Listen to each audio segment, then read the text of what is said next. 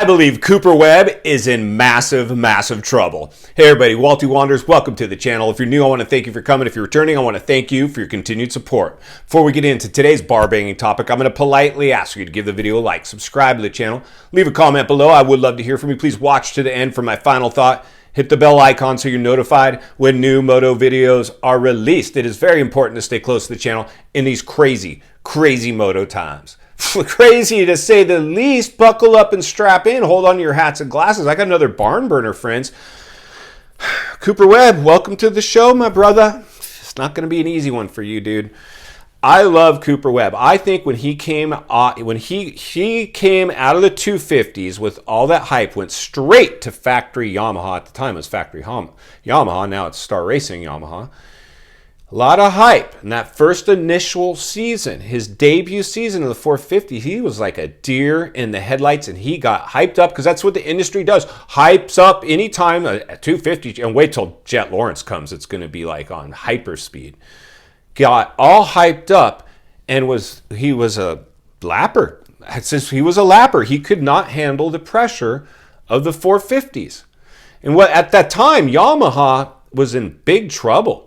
Yamaha, nobody could win on that 450. Then all of a sudden, Star takes over with the 250 program, and they just went and crushed Pro Circuit Kawasaki like they're the hot 250 bike. And now Ferrandis makes it work, and now Tomac makes it work, and now that's the bike to have. But the realities are this, friends. Cooper Webb was basically done, and most of us know the story. DeCoster reaches out to him, and he was hurt at the time, and says, dude, I want you on KTM. I think you can be a champion again. Do you think you can be a champion again?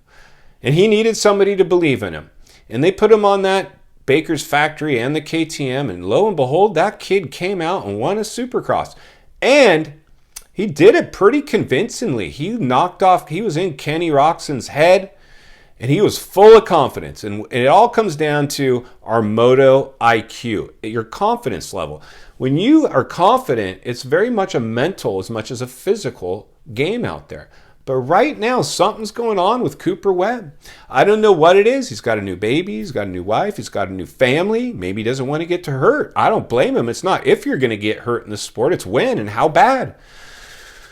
Insanity. So what I'm seeing right now, because it was just revealed in the Paris Supercross, he went and lined it up. Now, I know a lot of you are going to say, yeah, but limited testing, and it's just an off-season race, almost an exhibit. It doesn't matter. It doesn't matter. This is what we saw out of him the last time he was on the track when it did matter. Something has happened to Cooper Webb. I don't think his confidence is quite there anymore. He was so confident. He was chasing down fools when he won that Supercross, and then backed it up, came out, and he was confident as hell. Something happened. I don't know if it was one of the crashes that he had in during the 450 races. Remember that one get off where he had, and he landed on the concrete floor on his back and his ass? Like, I don't know. He never seemed right after that. But the reality is when I see you come race against a limited field in the Paris Supercross, the King of Bercy, and he didn't look bad. Like, he looked good. Like, he looked decent. But Kenny and Eli were just way above the field. And that's what we saw at the end of this last outdoors with, like, it was basically Sexton, Eli, and Anderson. Those were like the dudes. No one could really keep up with them. So I don't know. I mean, it seemed like just what we would expect out of Musquin too, and Webb.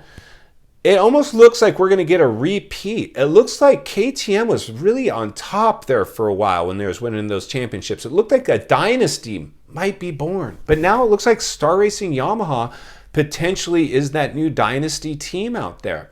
I think Cooper Webb's in a lot of trouble. I think this could be our last season. I wouldn't be surprised to see Cooper Webb do what he did last year. Claim an injury, and just he's not going to race. He's not going to be on the track anymore. And the reality is that with these contracts these guys are getting now, especially Cooper's, I bet you his contract had a lot of guaranteed money in it.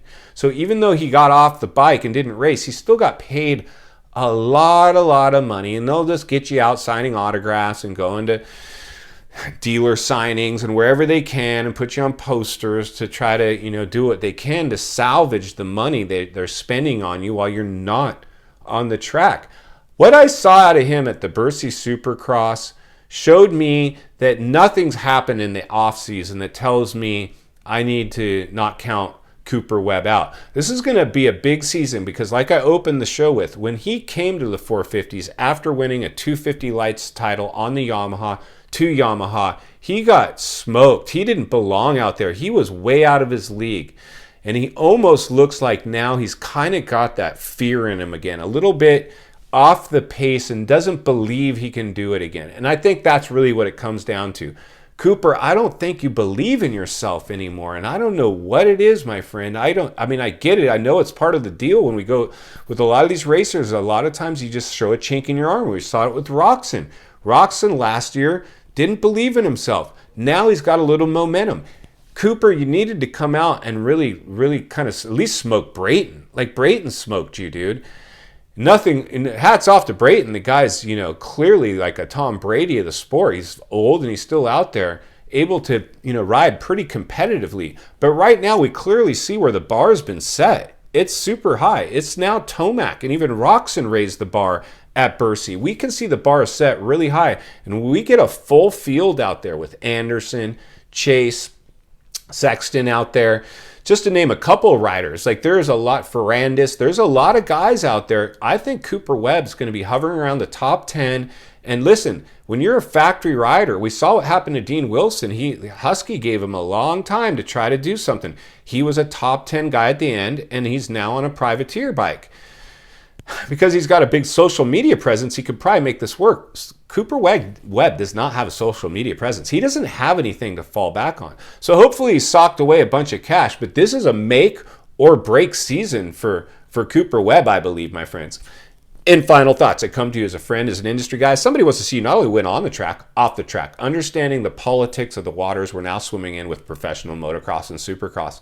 It's getting pretty dicey out there. The whole sport is going through some weird political change, and I think there's a lot of fractures with the economics of the sport itself. And a lot of these factories, as we enter into a recession, they're going to be trimming the fat. Advertising dollars are going way down right now, and riders base their cost of living on old contract income. And as we see those contracts and sponsorship money reduce, a lot of these riders are going to find themselves in a really tricky situation. Right now is a make or break season for anybody throwing a leg over a bike this Supercross season and heading to Anaheim 1 in the premier class. And I believe Cooper Webb, you have to show us something different. What we saw at Bercy, and I understand this is not the race to measure this all on, but it's a pretty good glimpse inside of what we can expect. And so far I saw zero that's telling me you're now a threat again. I'm going to continue to blow the lid off of every single topic I see fit, because it's not only what we need, it's in fact what we deserve. If you appreciate the content, I want to humbly ask you to give the video a like, subscribe to the channel, leave a comment below. I would love to hear from you. Social media link in the description if you'd like to follow me there. And if you enjoyed this video, I know you're going to love the next video, and there's an easy subscribe icon for your convenience. As always, thank you for your time. Don't go over the bars today. I will see you on the next video.